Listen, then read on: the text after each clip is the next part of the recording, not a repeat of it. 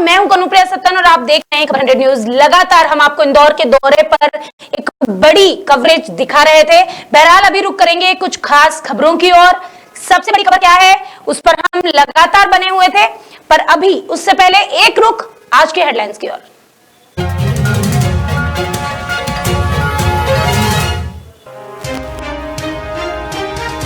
Bird flu का बड़ा कहर, मध्य प्रदेश सहित 5 राज्यों में संक्रमण की पुष्टि। कुकिंग ऑयल पर अडानी ग्रुप की सफाई, कहा गांगुली ही रहेंगे ब्रांड एम्बेसडर, ऐड पर रोक अस्थायी।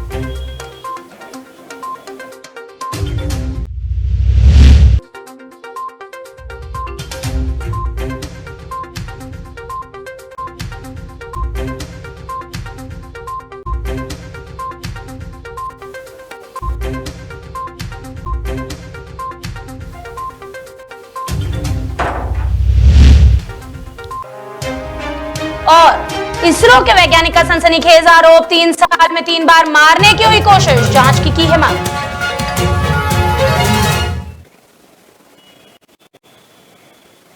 पूरे देश में जहां कांग्रेस किसान बिल के खिलाफ लगातार आंदोलन कर रही है, वहीं मध्य प्रदेश की राजधानी भोपाल में भी अब जमकर बीजेपी सरकार का विरोध प्रदर्शन किया गया। भोपाल में कांग्रेसियों ने माता मंदिर क्षेत्र में निगम मुख्यालय के सामने धरना प्रदर्शन दिया।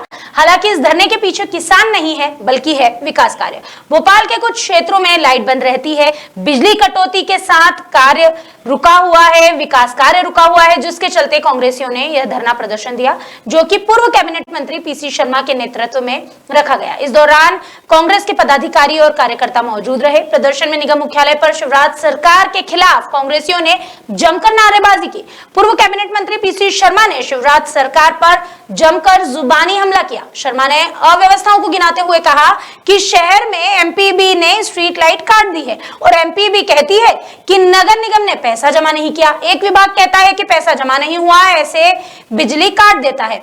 आखिर जनता जाए तो कहां जाए? शर्मा ने कहा कि इसी के चलते बाणगंगा में एक ही रात में 3 जगह चोरी भी हो चुकी है। नगर निगम के ठेकेदारों को पैसा नहीं देने की वजह से विकास कार्य भी रुके पड़े हैं।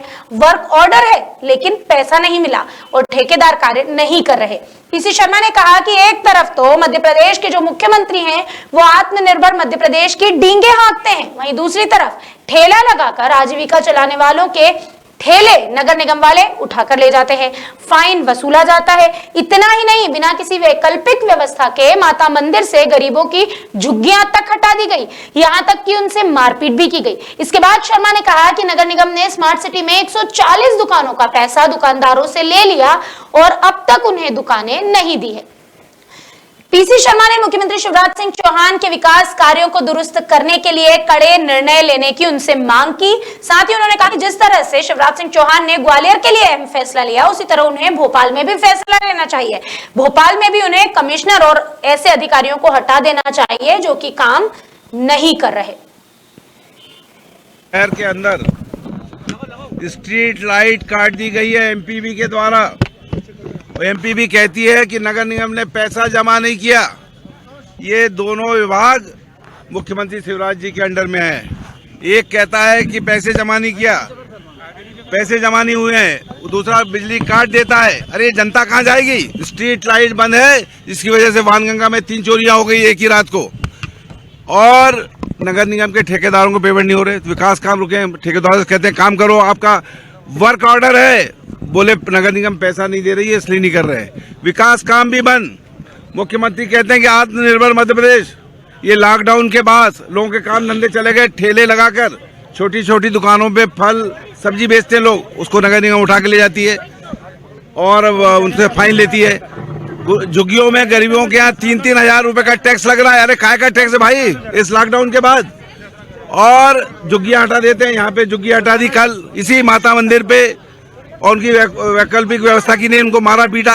ये दुर्दशा चल रही है। स्मार्ट सिटी के अंदर जो दुकानदार हैं उनको 10-10 हजार रुपए अनुदान देने की बात की थी, सरकार ने दिया नहीं। आज तक दुकानें दी नहीं 140 दुकानों को। उनसे जमीन का पैसा भी ले रहे हैं, जमीन का पैसा नगर निगम पहले ले चुकी है।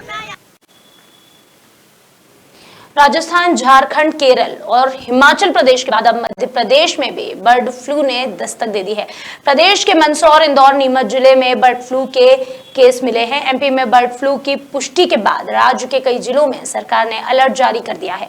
वहीं प्रदेश में बढ़ते बर्ड फ्लू के मामलों को देखते हुए मुख्यमंत्री शिवराज सिंह चौहान ने आपातकालीन बैठक बुलाई थी। इस बैठक में मंत्री विश्वास सारंग सहित अन्य प्रशासनिक अधिकारी मुख्य रूप से मौजूद रहे। इस दौरान भारत सरकार की गाइडलाइन पर चर्चा की गई। साथ ही साथ पोल्ट्री फार्म मालिकों के लिए निर्देश भी जारी किए गए। बताया जा रहा है कि पोल्ट्री फार्म में पक्षियों के सैंपल लिए जाएंगे। साथ ही बर्ड फ्लू की रोकथाम के लिए कड़े नियम भी जारी किए जाएंगे।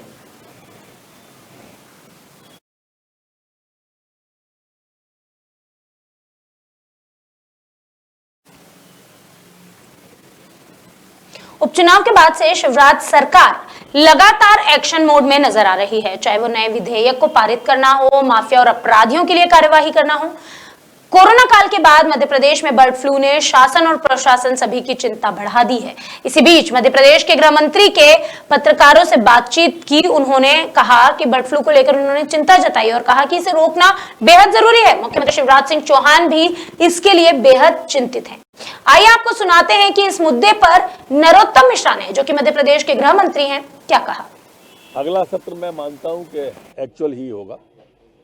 अगली कैबिनेट भी हमारी मान्यता है कि शायद एक्चुअल ही होगी। धीरे धीरे कोरोना का प्रभाव, कोरोना का दबाव, कोरोना का भय, ये सब कम हो रहा है। वैक्सीन आने से एक लोगों के अंदर जागरूकता के साथ साथ मॉरली बूस्ट भी हुए हैं। मोदी जी ने जो एक सफल काम किया है, जो पीड़ा आपको अखिलेश के बयान में नहीं दिखी, दिग्विजय सिंह के, शशि थरूर के ट्वीट में दिखी ना पीड़ा। कोई राष्ट्र को गौरवान्वित करने वाला काम हुआ तो इनकी पीड़ा देखो आप कैसी हुई, क्योंकि अमेरिका और इटली से भी आगे निकल गया भारत। ये पीड़ा है। तो जो इटली के नुमाइंदे हैं, उनके जो अनुयायी हैं, उनको पीड़ा होना स्वाभाविक थी।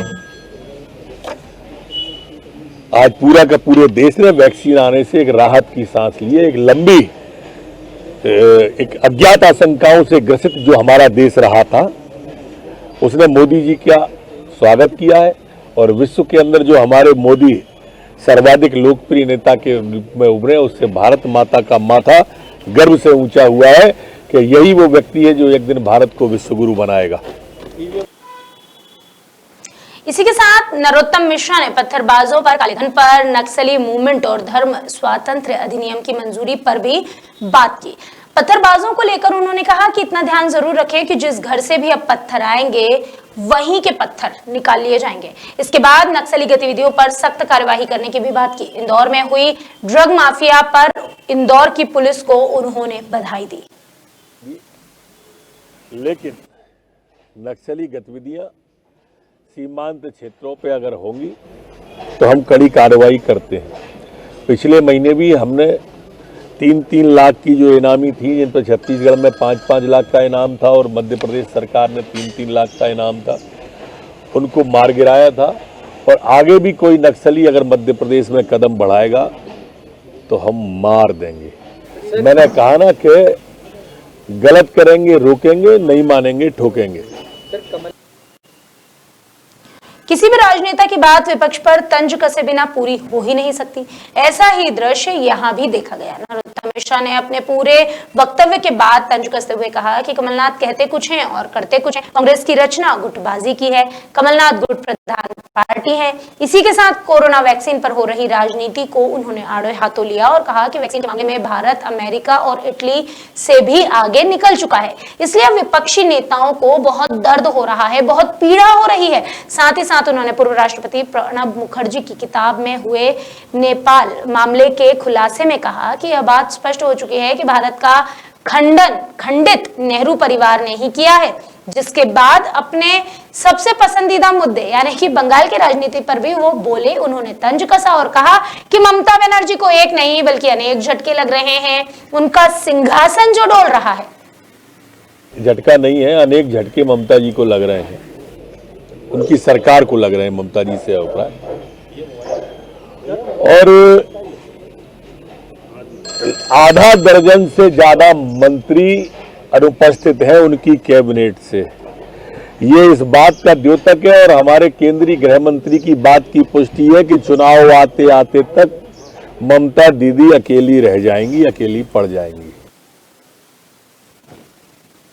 मध्य प्रदेश की जान कहे जाने वाले देश के सबसे स्वच्छ शहर इंदौर में लगातार वाहन चोरी की वारदात बढ़ने लगी है, जिसके चलते पुलिस के आला अधिकारियों ने थाना प्रभारियों को वाहन चोरों के खिलाफ सख्त रवैया अपनाने, सख्त कार्यवाही करने के निर्देश दिए हैं। इंदौर के आजाद नगर थाना क्षेत्र में पुलिस ने कार्यवाही करते हुए वाहन चोरों को गिरफ्तार करने में बड़ी सफलता पाई है। आजाद नगर पुलिस ने 3 वाहन चोरों को गिरफ्तार कर लिया है, जिनके पास से 12 वाहन बरामद किए गए हैं। सूत्रों की अगर माने तो सभी आरोपी अपना शौक पूरा करने के लिए वाहन चोरी को अंजाम देते थे। कल दिनांक 4/1/21 को थाना आज़ाद नगर ने वाहन चोरों को दस्तयाब करने में एक महत्वपूर्ण सफलता पाई है।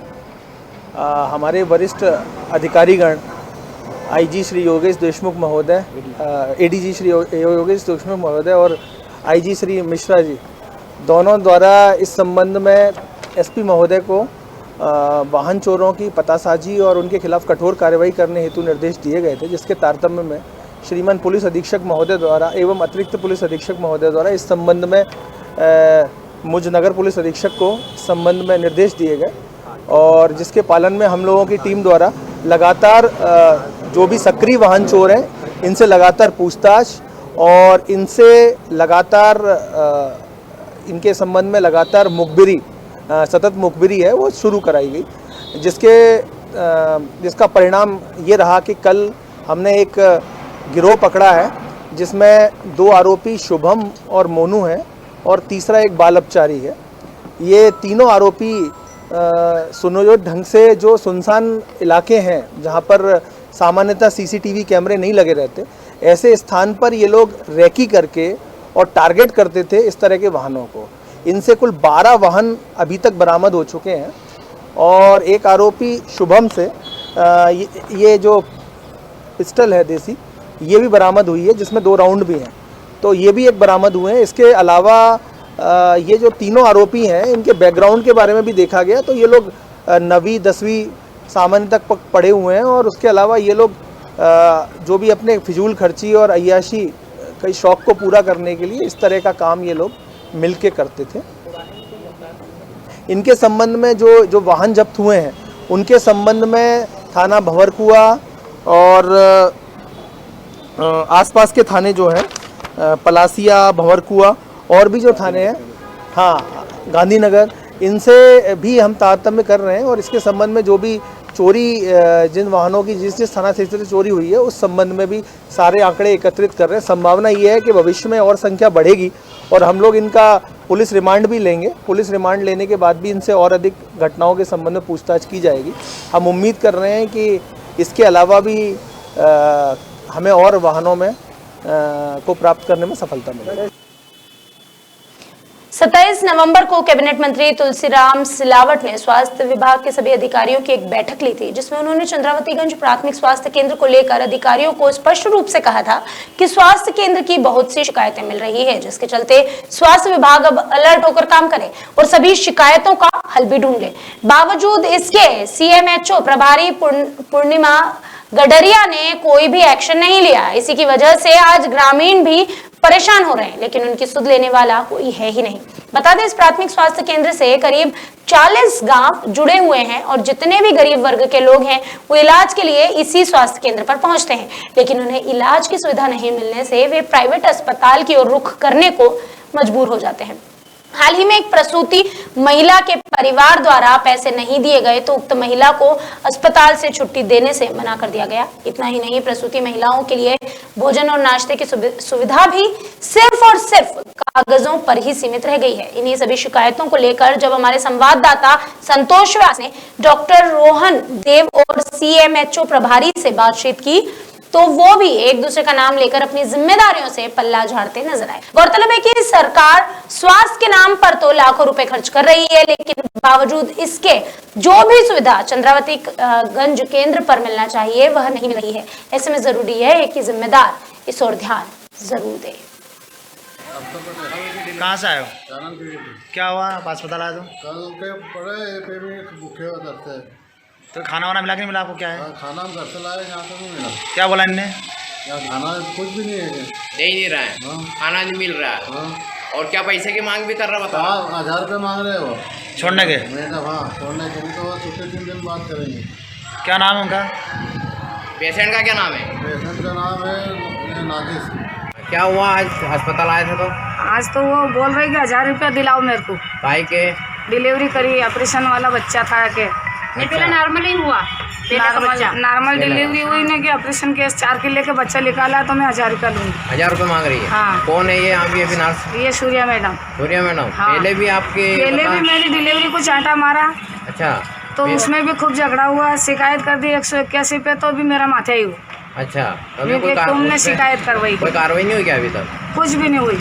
नहीं तो अभी आपने शिकायत करी है मैडम को, जो मैडम है? बड़ी मैडम को बोला है तो कि मत दो पैसे, नहीं बोला बड़ी मैडम ने। अच्छा, पैसे मत दो। हाँ। तो पैसे कौन, जो नर्स है वो मांग रही हाँ, है? नर्स मांग रही। पहले भी लिया आपसे पैसे? पहले भी 1 से 1200 लिए, 1 से 1400 लिए, ऐसे बार पैसे ले, हर डिलीवरी में इतने ही पैसे लेती है। आप कहाँ रहते हो? चानन खेड़ी। चांदा खेड़ी। आप क्या आशा करी करता है? दाई हूँ मैं। दाई हो? हाँ, ट्रेनिंग दाई।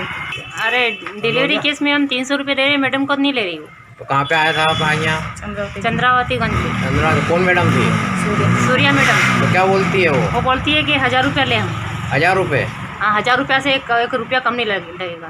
तो और अगर आप पैसे नहीं है आपके पास तो फिर क्या करोगे आप? हम शिकायत करेंगे, छुट्टी नहीं दे रही वो। क्या छुट्टी नहीं दे रही है? हाँ। तो अभी यहीं पे है क्या वो? नहीं पे ही है अभी वो। तो छुट्टी नहीं दे रही है वो? और बोले कि ज़्यादा नौटंकी नहीं चलेगा यहाँ पे। अच्छा, तो आपने बोला हम शिकायत करेंगे? हाँ, बोला था हमें। तो क्या? कोई बात नहीं की। क्या नहीं आपको- दो मत दो मेरे को, तो फिर नहीं बोले। अच्छा, कौन है यहाँ पर? हाँ, क्या तुम्हारा चानन खेड़ी का केस एक भी नहीं से मालूम है। एक भी नहीं लूँगी? हाँ, और यहाँ कोई डॉक्टर वगैरह है कि नहीं? मैडम है। तो मैडम को शिकायत करी आपने? मैडम के शिकायत करो आगे। ऐसा? अभी के लिए बस इतना ही। बाकी खबरों का सिलसिला लगातार रहेगा जारी। बने रहिए खबर 100 न्यूज़, जनता की बुलंद आवाज।